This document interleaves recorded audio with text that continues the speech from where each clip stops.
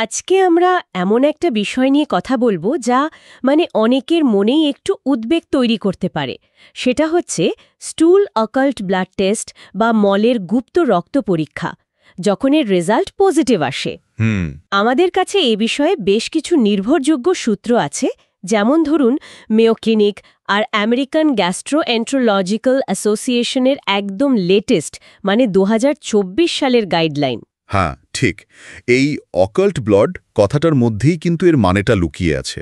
Occult মানে তো গুপ্ত বা লুকানো। হ্যাঁ, অর্থাৎ মলের সাথে এমন পরিমাণে রক্ত মিশে থাকা যা আসলে খালি চোখে আমরা দেখতে পাই না, কিন্তু পরীক্ষাতে ধরা পড়ে। আচ্ছা, তার মানে এটা সরাসরি কোনো রোগ বলছে না, বরং একটা একটা ইশারা বা সংকেত দিচ্ছে, তাই তো? একদম তাই, একটা সতর্ক সংকেত। আমাদের আজকের আলোচনার উদ্দেশ্য সেটাই। এই সংকেতটা আসলে কি বোঝাতে পারে, এর পেছনে কি কি কারণ থাকতে পারে, আর এই রেজাল্ট পাওয়ার পর আমাদের ঠিক কি করা উচিত, এই বিষয়গুলো একটু সহজ করে বোঝা। হ্যাঁ, কারণ এটা জানার পর কিন্তু মূল কাজটা শুরু হয়। এর উৎসটা খুঁজে বের করা। মানে কারণটা খুব সাধারণ কিছুও হতে পারে, আবার ধরুন কিছু ক্ষেত্রে একটু চিন্তার কারণও হতে পারে। চলুন তাহলে কারণগুলো দিয়েই শুরু করা যাক। কি কি কারণে এমন হতে পারে? মেয়ো ক্লিনিকের তথ্যে তো দেখলাম বেশ কয়েকটা কারণের কথা বলা আছে। সবচেয়ে কমন কোনগুলো? হ্যাঁ, কারণের তালিকাটা বেশ লম্বা, তবে সবচেয়ে বেশি যেগুলো দেখা যায় তার মধ্যে একটা হলো পাইলস বা হেমোরয়েডস। ও, এটা তো অনেকেই ভাবেন প্রথমে। হ্যাঁ, কারণ কোষ্ঠকাঠিন্য থাকলে বা টয়লেটে বেশি চাপ দিলে ওই মলদ্বারের রক্তনালীগুলো ফুলে যায় বা অনেক সময় ছিঁড়েও যেতে পারে। সেখান থেকে অল্প রক্তপাত হয়, যা মলের সাথে মিশে যায়। আচ্ছা, কিন্তু শুধু পাইলসই তো নয়, আরও কারণ আছে নিশ্চয়ই। যেমন ধরুন পেটের আলসার। অবশ্যই পেপটিক আলসার মানে পাকস্থলীর আলসার বা ডিওডেনামের আলসারও কিন্তু একটা বেশ গুরুত্বপূর্ণ কারণ। পাকস্থলীর ভেতরে যে আস্তরণ বা লাইনিং থাকে, সেটা যখন অ্যাসিডের কারণে বা ধরুন এইচ পাইলোরি ব্যাকটেরিয়ার সংক্রমণে ক্ষতিগ্রস্ত হয়, তখন সেখান থেকেও রক্তক্ষরণ হতে পারে। যাদের অনেক দিন ধরে পেটে ব্যথা, জ্বালা করা বা ধরুন হজমের সমস্যা লেগে থাকে, তাদের ক্ষেত্রে এটা ভাবা হয়। আমি এজিএ গাইডলাইন্সে দেখছিলাম যে বয়স বাড়ার সাথে সাথে কিন্তু অন্য কিছু রিস্ক ফ্যাক্টরও চলে আসে, যেমন কোলন পলিপ বা ক্যান্সারের ঝুঁকি। এই বিষয়টা যদি একটু বলেন। হ্যাঁ, এটা খুব জরুরি একটা পয়েন্ট।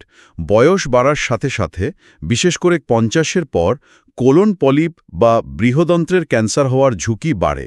আচ্ছা। পলিপ হচ্ছে অন্ত্রের ভেতরের দেয়ালে আঙ্গুলের মতো ছোট ছোট মাংসপিণ্ড তৈরি হওয়া। বেশিরভাগই নিরীহ হয়, বিনাইন। কিন্তু কিছু পলিপ, যেমন অ্যাডিনোমেটাস পলিপ, সেগুলোর থেকে কিন্তু ধীরে ধীরে ক্যান্সার হওয়ার একটা ঝুঁকি থাকে। ও, এই পলিপ বা ক্যান্সার হওয়ার টিস্যুগুলো বেশ নরম আর ভঙ্গুর প্রকৃতির হয়। তো মলের স্বাভাবিক চলাচলের সময়ই সেগুলোতে ঘষা লেগে বা সামান্য আঘাতেই অল্প অল্প রক্তপাত হতে পারে, যেটা এতটাই কম যে চোখে দেখা যায় না, কিন্তু ওই ওবিটি টেস্টে ধরা পড়ে যায়। তার মানে প্রাথমিক পর্যায়েও এটা একটা ইন্ডিকেটর হতে পারে। একদম। এজন্যই তো একটা নির্দিষ্ট বয়সের পর এই পরীক্ষাটা স্ক্রিনিং হিসেবেও করতে বলা হয় অনেক দেশে। আচ্ছা, এছাড়া ইনফ্লেমেটরি বাউয়েল ডিজিজ বা আইবিডির কথাও তো শোনা যায়। ঠিক, আইবিডি যার মধ্যে ক্রোনস ডিজিজ বা আলসারেটিভ কোলাইটিস পড়ে, এগুলোতেও অন্ত্রের ভেতরে দীর্ঘস্থায়ী একটা প্রদাহ বা ইনফ্লামেশন থাকে।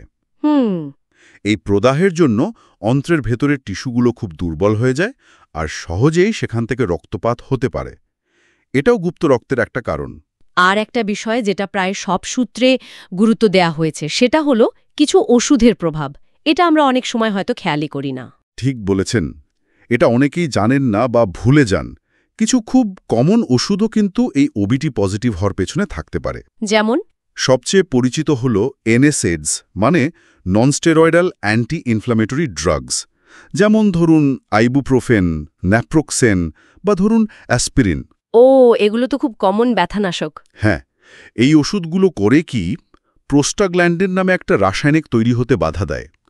এই প্রোস্টাগ্ল্যান্ডিন কিন্তু আমাদের পাকস্থলীর ভেতরের যে লাইনিং, তাকে অ্যাসিডের আক্রমণ থেকে বাঁচায়। আচ্ছা। তো যখন এই প্রোস্টাগ্ল্যান্ডিন কমে যায়, তখন পাকস্থলী বা অন্ত্রের ওই আস্তরণটা মিউকোসা ক্ষতিগ্রস্ত হতে পারে। সেখানে প্রদাহ হতে পারে, এমনকি আলসারও হয়ে যেতে পারে। আর সেখান থেকেই রক্তপাত।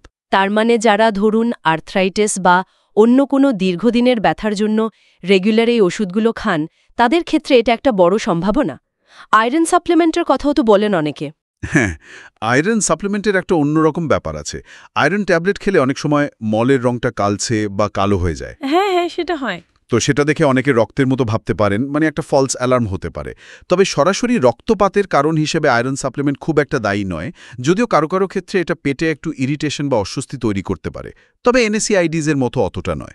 এছাড়া যারা রক্ত পাতলা করার ওষুধ খান, মানে অ্যান্টিকোয়াগুলেন্ট বা অ্যান্টিপ্লেটলেট, তাদের ক্ষেত্রেও কিন্তু রক্তপাতের ঝুঁকিটা একটু বেশি থাকে। বোঝা গেল। তার মানে কারণের তালিকাটা বেশ বড় এবং এর গুরুত্বও বিভিন্ন। আচ্ছা, তাহলে আসল কথায় আসি। কারো যদি এই ওবিটি টেস্টের রেজাল্ট পজিটিভ আসে, তাহলে তার প্রথম এবং সবচেয়ে জরুরি পদক্ষেপ কী হওয়া উচিত? AGA গাইডলাইন্সে নিশ্চয়ই এটা নিয়ে স্পষ্ট করে বলা আছে। অবশ্যই বলা আছে, এবং সবচেয়ে গুরুত্বপূর্ণ আর একটাই পরামর্শ সব জায়গায় দেওয়া হয়, সেটা হলো একদম দেরি না করে একজন গ্যাস্ট্রোএন্টেরোলজিস্ট বা পরিপাকতন্ত্র বিশেষজ্ঞের সাথে দেখা করা। নিজে নিজে কিচ্ছু না ভেবে। একেবারেই না। নিজে নিজে কারণ অনুমান করা বা ধরুন ইন্টারনেটে দেখে চিকিৎসা খোঁজা, এগুলো খুবই ঝুঁকিপূর্ণ হতে পারে। কারণ যেটা বললাম, কারণটা হয়তো সাধারণ পাইলস, আবার হতে পারে কোলন ক্যান্সারের মতো গুরুতর কিছু। তাই সঠিক কারণটা খুঁজে বের করাটাই হলো প্রথম কাজ। এবং সেই কারণটা জানার জন্য ডাক্তাররা সাধারণত কী ধরনের পরীক্ষা করার কথা বলেন? আপনি যে আলসার বা পলিপের কথা বলছিলেন, সেগুলো তো আর বাইরে থেকে দেখে বোঝার উপায় নেই। না, উপায় নেই। বিশেষজ্ঞ ডাক্তার তখন রোগীর বয়স, তার আর কি লক্ষণ আছে, পরিবারে কারো এমন সমস্যা ছিল কিনা, কি ওষুধ খান, এই সবকিছু বিস্তারিত শুনে তারপর প্রয়োজন অনুযায়ী পরীক্ষার পরামর্শ দেন। এর মধ্যে দুটো পরীক্ষা খুব কমন আর খুব গুরুত্বপূর্ণ। কি? একটা হলো আপার জিআই এন্ডোস্কোপি আর অন্যটা হলো কোলোনোস্কোপি। এই পরীক্ষাগুলো নিয়ে অনেকের মনেই একটু ভয় বা অস্বস্তি থাকে। এগুলো ঠিক কিভাবে করা হয়? হ্যাঁ, একটু অস্বস্তিকর লাগতেই পারে, তবে এগুলো রোগ নির্ণয়ের জন্য খুবই কাজের। আপার জিআই এন্ডোস্কোপিতে একটা খুব সরু নমনীয় টিউবের মাথায় ক্যামেরা আর লাইট লাগানো থাকে। আচ্ছা। সেটা মুখ দিয়ে ভেতরে প্রবেশ করিয়ে খাদ্যনালী, পাকস্থলী আর ডিওডেনাম, মানে ক্ষুদ্রান্ত্রের প্রথম অংশটা, পুরোটা ভেতর থেকে দেখা হয়। অনেকটা ক্যামেরা দিয়ে ভেতরের অবস্থাটা দেখে নেওয়ার মতো।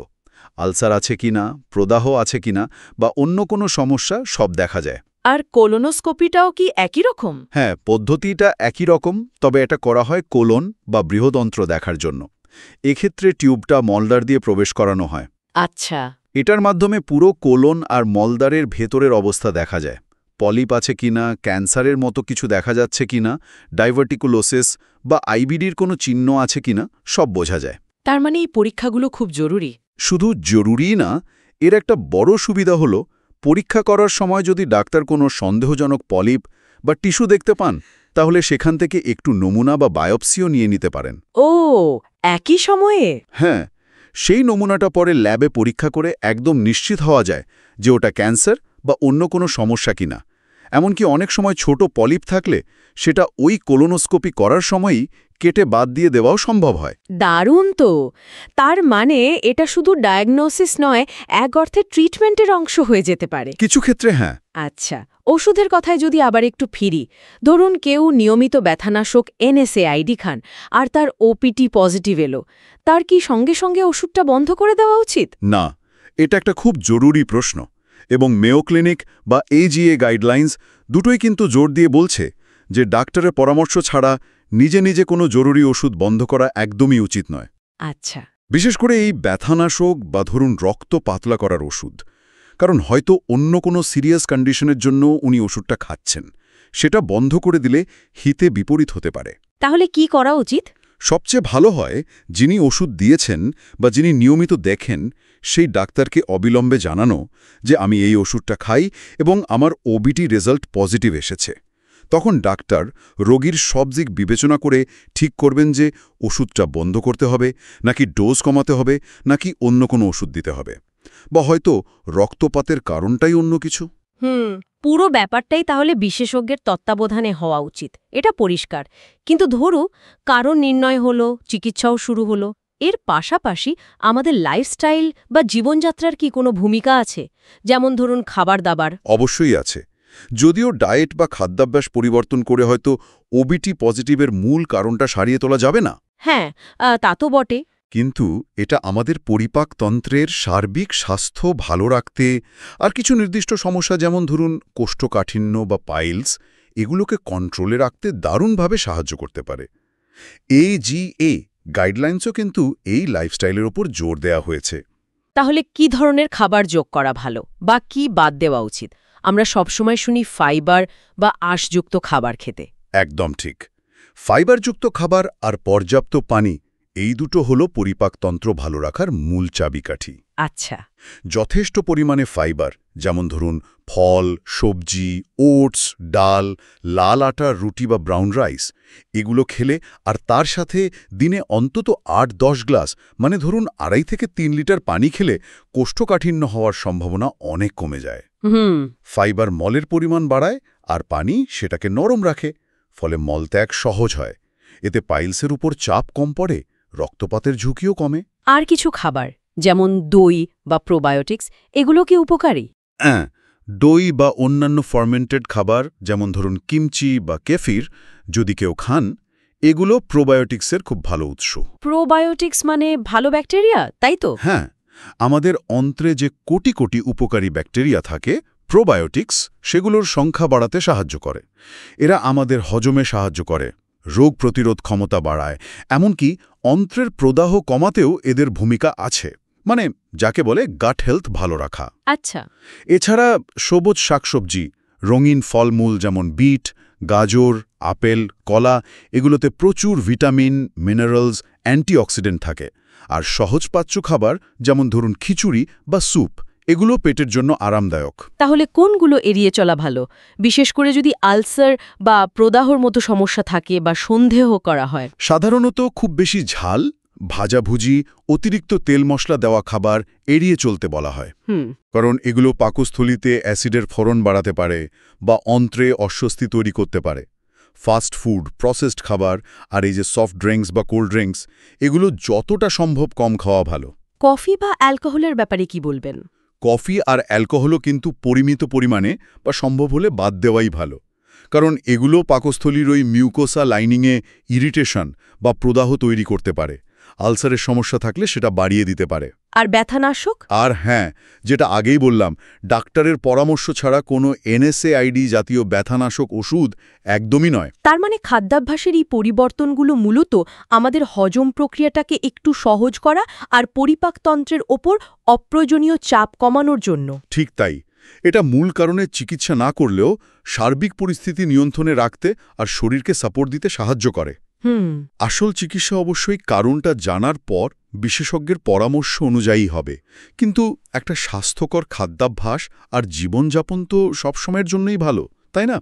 যেমন ধরুন নিয়মিত হালকা ব্যায়াম করা, এটাও কিন্তু অন্ত্রের চলাচল বা পেরিস্টালসিসকে স্বাভাবিক রাখতে সাহায্য করে, কোষ্ঠকাঠিন্য কমায়। তাহলে আজকের আলোচনা থেকে আমরা কয়েকটা জরুরি বিষয় আরেকবার মনে করিয়ে দিতে পারি। প্রথমত, মলের গুপ্ত রক্ত পরীক্ষা বা OBT পজিটিভ আসা মানে মলের মধ্যে অদৃশ্য রক্ত আছে, যেটা একটা সতর্ক সংকেত। এর পেছনে পাইলস, আলসার, কোলন পলেপ বা ক্যান্সার, IBD বা কিছু ওষুধের প্রভাব এরকম নানা কারণ থাকতে পারে। ঠিক। দ্বিতীয়ত এবং সবচেয়ে জরুরি, এই রেজাল্ট পেলে আতঙ্কিত না হয়ে বা নিজে নিজে কিছু না ভেবে যত দ্রুত সম্ভব একজন গ্যাস্ট্রোএন্টেরোলজিস্ট বা পরিপাকতন্ত্র বিশেষজ্ঞর সাথে যোগাযোগ করতে হবে। একদম। এবং সেই বিশেষজ্ঞই রোগীর অবস্থা বুঝে প্রয়োজনে এন্ডোস্কোপি বা কোলোনোস্কোপির মতো পরীক্ষা করে সঠিক কারণটা নির্ণয় করবেন এবং সেই অনুযায়ী চিকিৎসার পরামর্শ দেবেন। নিজে থেকে কোনো সিদ্ধান্ত নেওয়া বা চিকিৎসা শুরু করা কিন্তু বিপজ্জনক হতে পারে। আর তৃতীয়ত, চিকিৎসার পাশাপাশি স্বাস্থ্যকর খাবার খাওয়া, যেমন ফাইবার আর পানি বেশি করে গ্রহণ করা, প্রোবায়োটিক যুক্ত করা, আর যেগুলো পেটের জন্য ভালো নয় যেমন অতিরিক্ত ঝাল মশলা, ভাজাভুজি, অপ্রয়োজনীয় ব্যথানাশক ওষুধ এগুলো এড়িয়ে চলা পরিপাকতন্ত্রের সার্বিক স্বাস্থ্যের জন্য ভালো। একেবারে ঠিক বলেছেন। আর সবশেষে আমি শুধু একটা কথা যোগ করতে চাই। বলুন। দেখুন, শরীরের যে কোনো পরীক্ষা বা তার ফলাফল বা ধরুন যে কোনো উপসর্গ এগুলোকে ভয় পাওয়ার কিছু নেই, বরং এগুলোকে নিজের শরীরের কথা শোনার একটা সুযোগ হিসেবে দেখা উচিত। খুব সুন্দর বলেছেন। এই সংকেতগুলো আমাদের শরীর সম্বন্ধে, আমাদের স্বাস্থ্য সম্বন্ধে আরও সচেতন হতে সাহায্য করে। নিয়মিত চেক আপ করা, কি খাচ্ছি সেদিকে নজর রাখা, জীবনযাত্রার দিকে একটু মনোযোগ দেওয়া, এগুলো কিন্তু আমাদের অজান্তেই অনেক বড় বড় স্বাস্থ্য সমস্যা থেকে দূরে রাখতে পারে। হয়তো আমাদের এটাও ভাবা উচিত, শুধু সমস্যা হলে ডাক্তারের কাছে দৌড়াবো তা নয়, বরং আগে থেকেই পরিপাকতন্ত্রের স্বাস্থ্য বা সার্বিক স্বাস্থ্য ভালো রাখার জন্য আমরা আর কি করতে পারি। যেমন ধরুন, স্ট্রেস কমানো, পর্যাপ্ত ঘুমানো, এগুলোরও কিন্তু আমাদের হজমের ওপর বিরাট প্রভাব আছে। খুবই গুরুত্বপূর্ণ একটা ভাবনা। নিজের শরীরের প্রতি ফেজেলমেস থাকা, ওর পাঠানো সংকেতগুলোকে গুরুত্ব দেওয়া আর সেই অনুযায়ী সচেতন পদক্ষেপ নেওয়া, এটাই হয়তো দীর্ঘমেয়াদে সুস্থ থাকার আসল চাবিকাঠি। আজকের এই আলোচনা আমরা এখানেই শেষ করছি। আশা করি আমাদের শ্রোতাদের কাজে লাগবে। নিশ্চয়ই।